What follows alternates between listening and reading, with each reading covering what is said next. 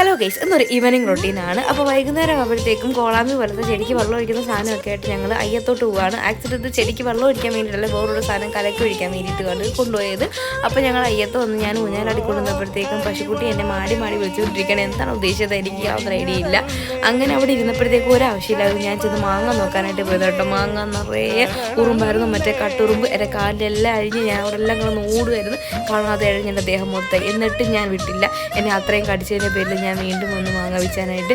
അങ്ങനെ എൻ്റെ ഹൈറ്റിനാണ് കേട്ടോ ആ മാങ്ങ എല്ലാം പിടിച്ച് നിൽക്കുന്നത്. അതുകൊണ്ടാണ് എനിക്ക് ഇത്ര അഹങ്കാരം. സാധാരണ എൻ്റെ ഹൈറ്റിന് മാങ്ങ വരാറില്ലായിരുന്നു.